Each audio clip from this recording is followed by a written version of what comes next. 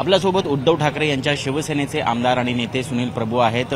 Prabhuji, supreme कोर्टात पुन्हा एकदा महानगरपालिकेच्या निवडणुकीच्या आधी आपल्या पक्षाने धाव घेतलेली आहे आणि चिन्हासाठी सुनावणी व्हावी अशी मागणी केलेली आहे। निश्चित धनुष्यबाण हे चिन्ह आमचं आहे, आमचं नाव आणि चिन्ह चोरलंय आणि म्हणून सुप्रीम कोर्टामध्ये आम्ही दाद मागितलेली आहे। निवडणूक आयोगाकडे देखील दाद मागितली आहे आणि निवडणूक आयोगाकडे दाद मिळाली नाही म्हणून आम्ही सुप्रीम कोर्टात गेलेलो आहे। ते चिन्ह आमचं आहे, ते मागणं हा गुन्हा नाही आहे, त्यामुळे आमचं चिन्ह ज्यांनी चोरलं त्यांच्याकडनं आम्हाला मिळावं म्हणून ही दाद आहे। परंतु एकनाथ शिंदे यांचे जे वकील आहेत त्यांचं म्हणणं आहे की यापूर्वी लोकसभा निवडणुका झाल्या, असेंब्ली इलेक्शन झाल्या, या सगळ्या निवडणुकीमध्ये चिन्ह आम्हाला मिळालेलं आहे, त्यामुळे ते क्रमप्राप्त आहे की ते आम्हालाच असावं। निवडणूक आयोगाने ज्या पद्धतीने संसदीय बाजू लक्षात न घेता लोकशाहीचे ज्या पद्धतीने गळा घोटला आणि हे चिन्ह त्यांना दिलं, हाच मुळात आमच्यावरती झालेला अन्याय आहे आणि या अन्यायाच्या विरोधात आम्ही निवडणूक आयोगाकडे गेलो पण आम्हाला दाद मिळाली नाही आणि म्हणून आम्ही सुप्रीम कोर्टाकडे दाद मागतोय आणि त्यामुळे ते चिन्ह आमचं आहे, ते आम्हाला मिळालं पाहिजे, ही आमची रास्त मागणी आहे।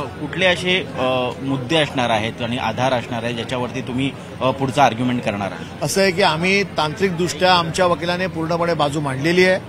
शिवसेना हा मूळ पक्ष हिंदू हृदय सम्राट शिवसेना प्रमुख माननीय बाळासाहेब ठाकरे यांनी स्थापन केला, त्याची जी घटना आहे त्या घटनेच्या आधारावर हे धनुष्यबाण चिन्ह निवडणूक आयोगाने आम्हाला दिलं होतं आणि त्यामुळे ते चिन्ह आमचं आहे, ते आम्हाला मिळालं पाहिजे, ही बाजू आम्ही मांडलेली। धन्यवाद। तर आपण बघतोय या ठिकाणी पुन्हा एकदा धनुष्यबाण हे चिन्ह मिळावं आणि तेही येणाऱ्या महानगरपालिकेच्या निवडणुकीपूर्वी मिळावं, यासाठी आता सुप्रीम कोर्टात उद्धव ठाकरे यांची शिवसेना दाद मागताना पाहायला मिळते।